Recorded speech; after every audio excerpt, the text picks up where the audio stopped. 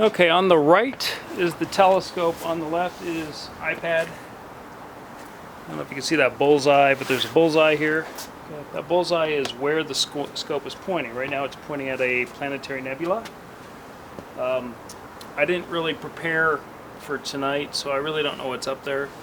But when I aligned it, I aligned the second star on Castor and Pollux, and I wasn't sure which one was which, but the map showed me. And I noticed there was a planetary nebula nearby. I moved the telescope so that the bullseye was on it. I look in there right in the eyepiece. But notice what happens is, as I move the scope, you can see the bullseye moving around. So you really don't need to know the sky. And here I can hit lock, okay, and the map will go with it. So as I move the telescope, the whole map will move with it also. So it's very cool. You can just move the scope around. In fact, Jupiter is right down here. Now Jupiter is easy to see without you don't need a, you do that with the naked eye, you don't need that, but,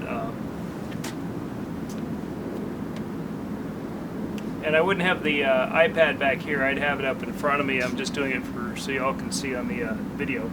But basically you put the bullseye right on whatever object you find interesting, look in the eyepiece, and there it is. And looking at Jupiter right now, I see the 4 Galilean moons all in a row above Jupiter. Straight line, all evenly spaced, kind of an interesting spacing.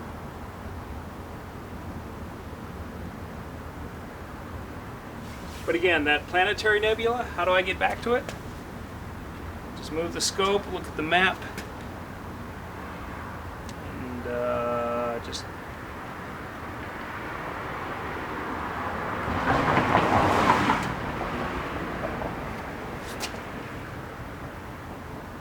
there it is, right in the middle. And I'm at 180 power right now, 180 power, and it's dead on. And I didn't even do a good alignment.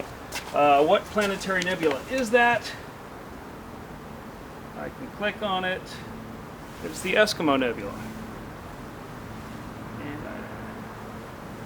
And I get all sorts of information on it by saying info. There we go, there's information on the Eskimo Nebula, and I think there might be a picture. Just hold on back. Alright, let's do this again. So, Eskimo Nebula, select, there we go. Info. There we go, look at that, pictures. So not only, I mean, all sorts of information. iPad's a wonderful way. I mean, you just don't get this any other system.